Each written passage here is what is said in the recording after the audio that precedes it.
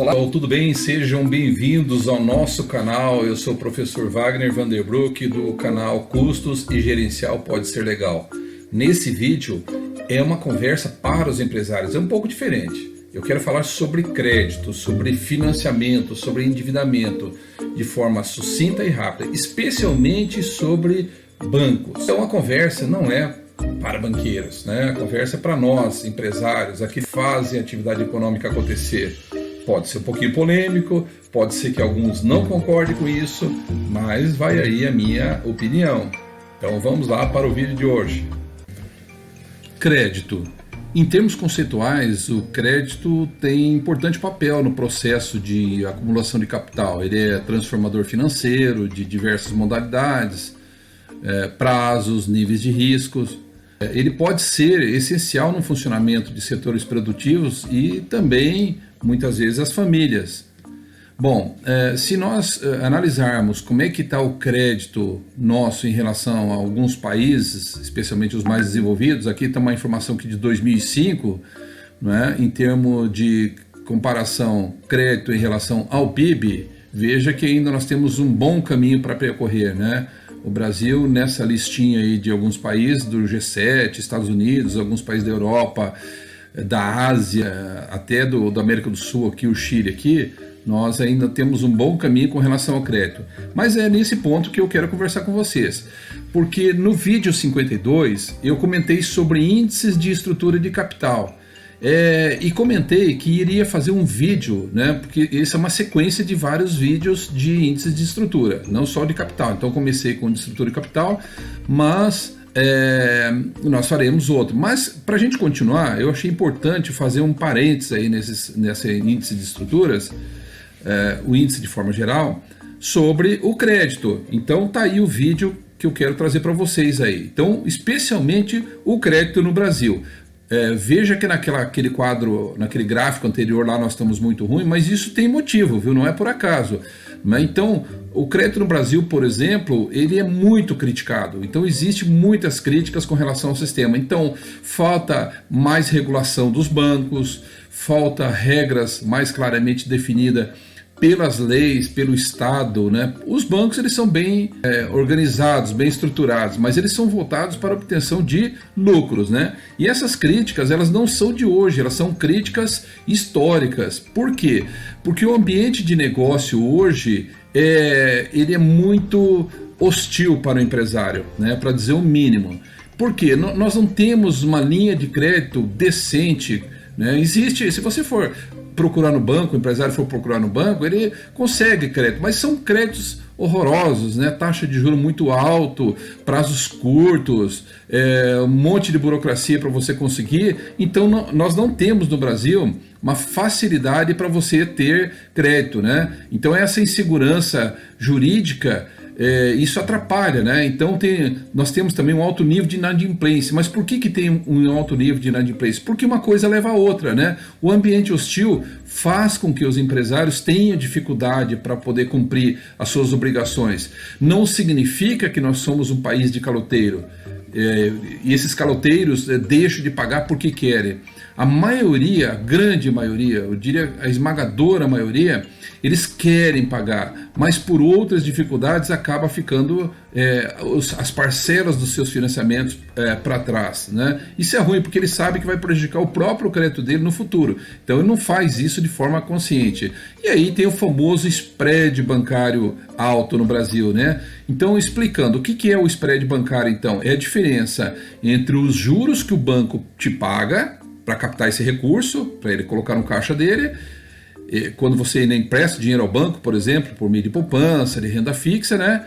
E os juros que esse mesmo banco cobra para te emprestar o dinheiro, né, para os empresários, para a pessoa física, em um empréstimo ou financiamento, né? Mas aí tem um problema. Como é que é esse spread bancário? Bom, em geral, isso aqui é uma informação, por exemplo, de 2016, como é que é montado, como é que é composto o spread bancário?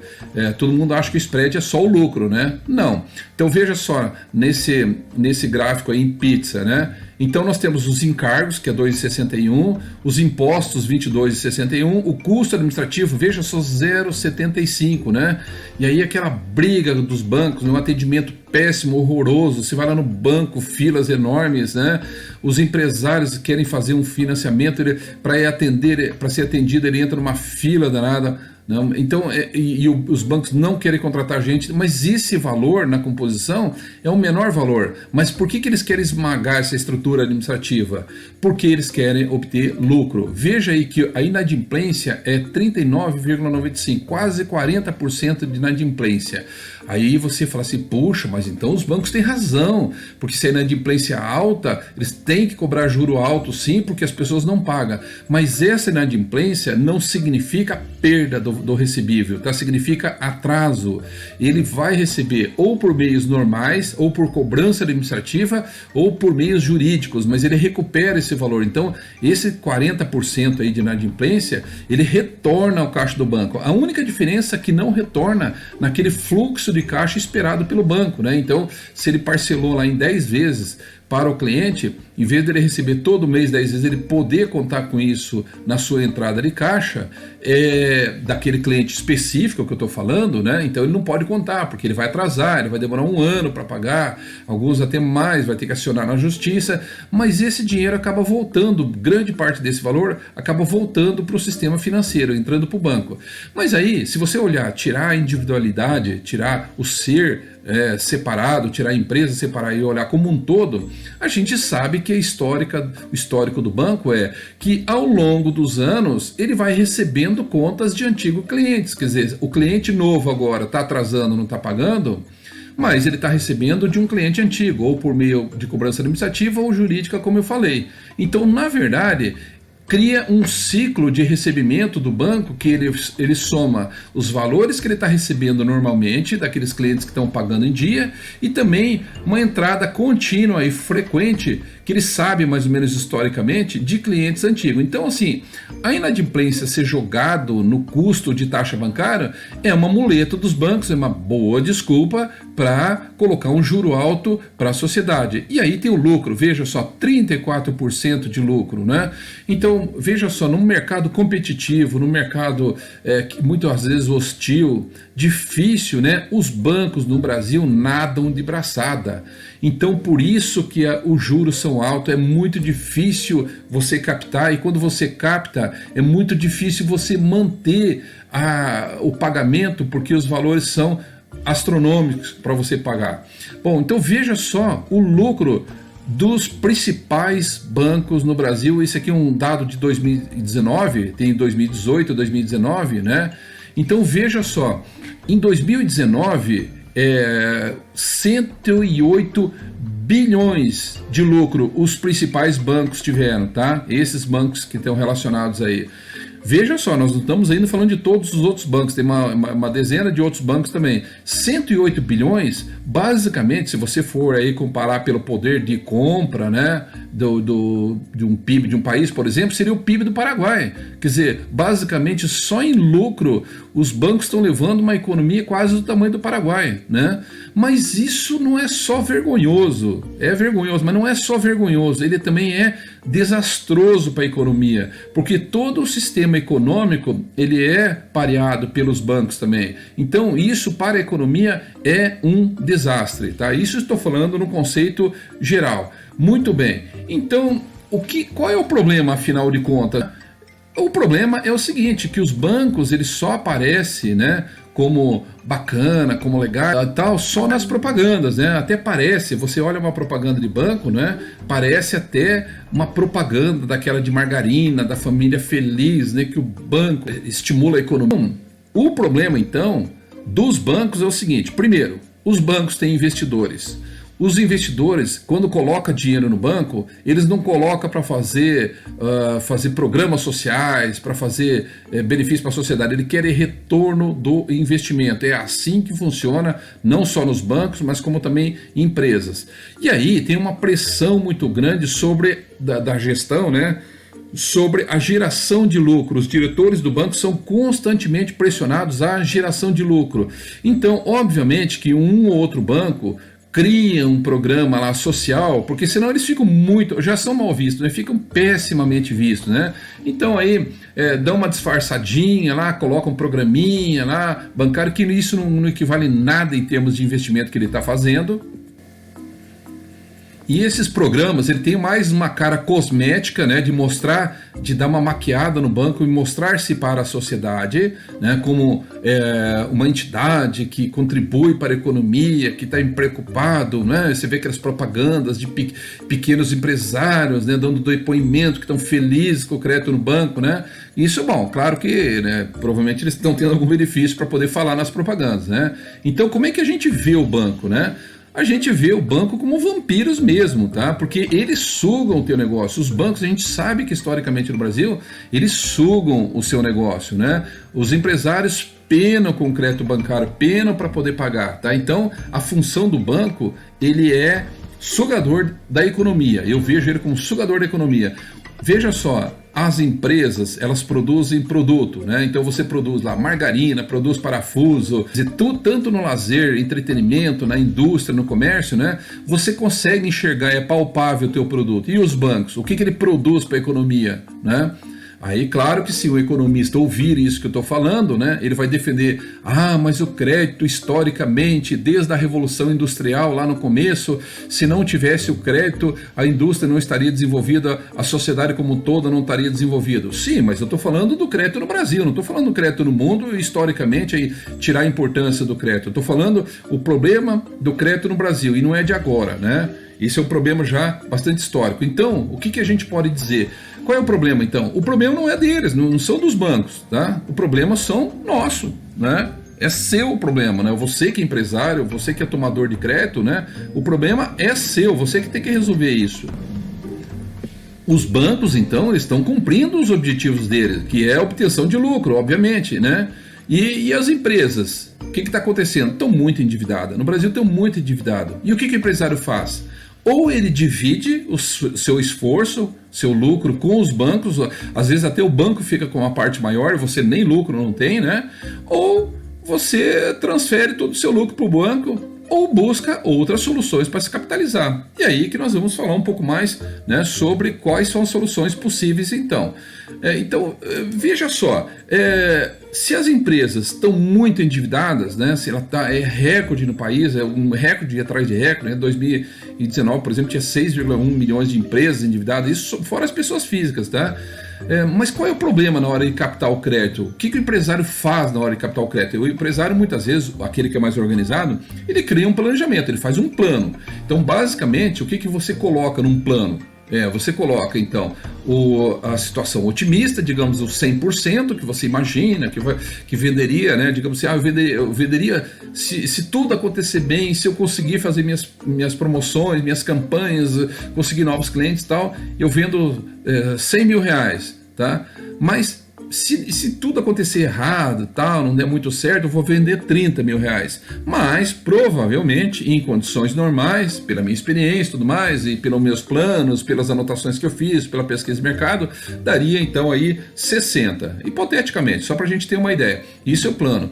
Mas, aí quando você tem um plano otimista, provável e pessimista, o empresário, por natureza, ele tem um olhar otimista. Que bom que é assim, né? Mas aí tem que tomar alguns cuidados. Esse olhar otimista, ele acha que quando as coisas vão dar errado, vai dar 30, por exemplo, nesse caso aqui.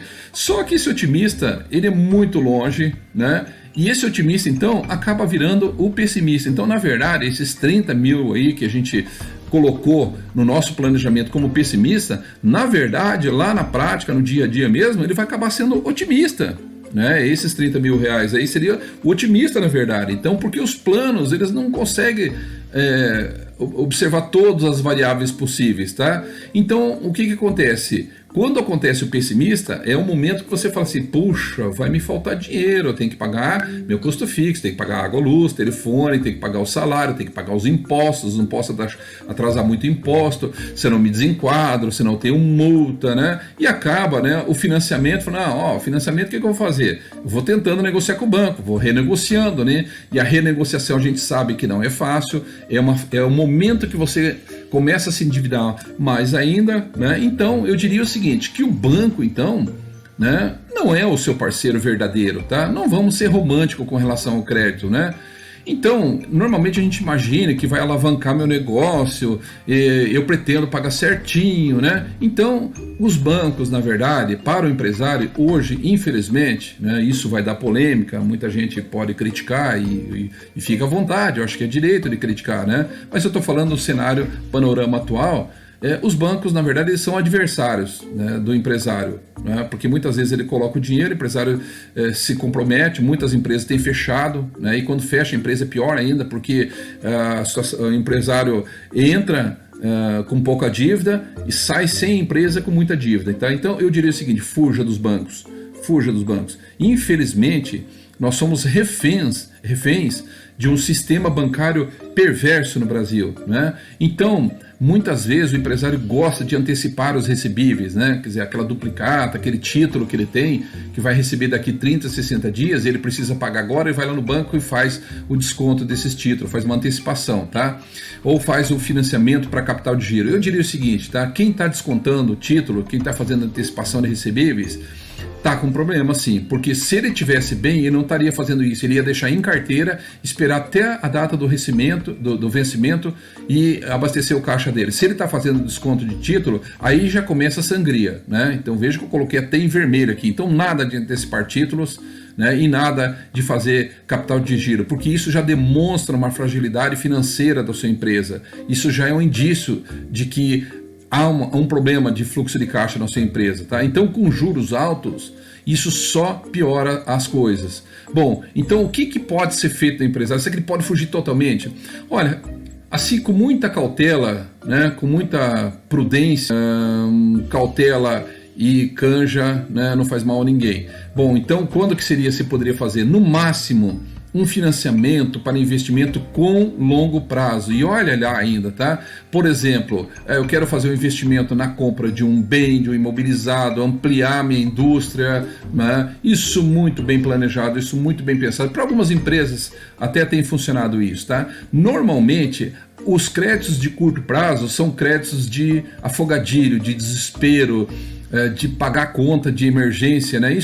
O crédito de curto prazo já é um problema por natureza. Dificilmente o empresário vai falar assim, estou muito bem organizado a minha empresa, meu negócio está indo muito bem e eu estou fazendo desconto de recebíveis, né? Isso já é um indício ruim. Mas veja só, se você pegar, por exemplo, um financiamento de longo prazo e você acha que não é tão caro assim, a parcelinha é pequena e tal, eu vou mostrar só um dado para vocês aqui, eu vou falar uma informação para vocês aqui. Então pegue uma seguinte situação aqui, se você pegar 200 mil reais numa empresa, tá?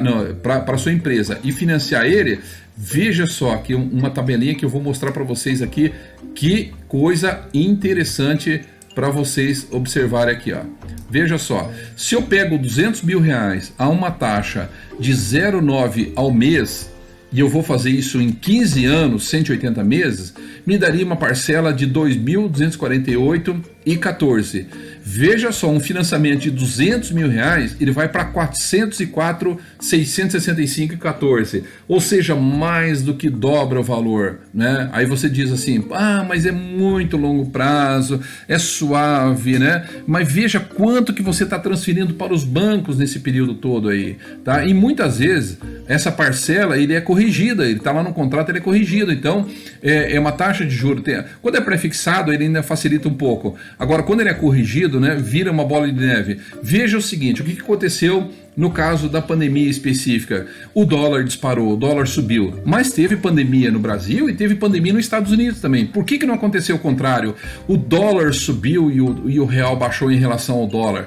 Porque veja só, quem faz a tarefa de casa leva vantagem. Os Estados Unidos, ao longo dos anos, ele foi transformando a economia dele numa força econômica, tá? Então o dólar ele é referência mundial hoje, o euro também é referência. Veja que o euro não disparou o euro, né? O que disparou foi o real, ou seja, as economias que são frágeis como a nossa, né, disparam.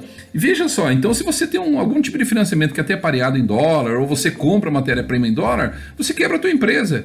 E aí você tem um financiamento alto, como é que você vai dar conta de um financiamento desse numa economia que qualquer mudança, né, mas a pandemia foi um caso raro. Mas se você for pegar historicamente, sempre teve algum problema, ou da crise do petróleo, ou da crise de capitais, né, ou da crise imobiliária, imobiliário americano, tudo descarrega nas economias que são mais frágeis, como é a nossa do Brasil, tá?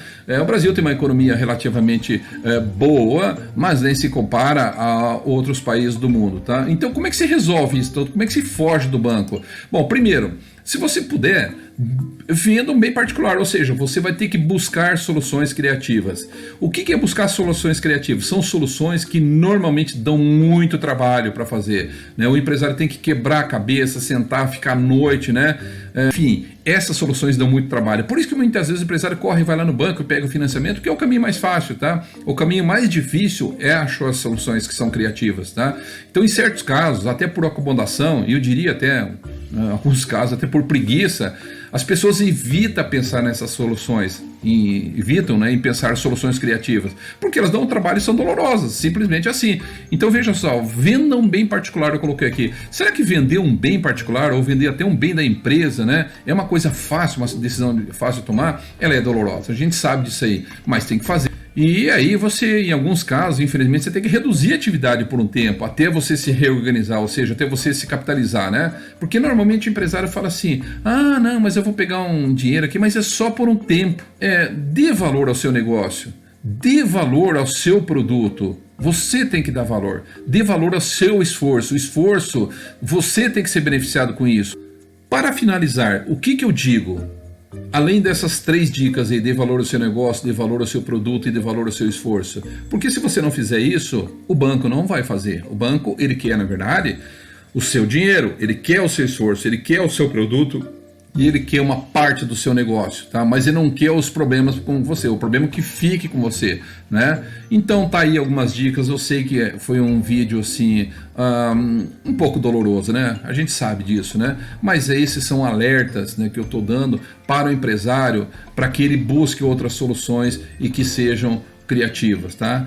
Espero que vocês tenham gostado do vídeo. Nos próximos vídeos a gente continua com a nossa cesta de índices, né?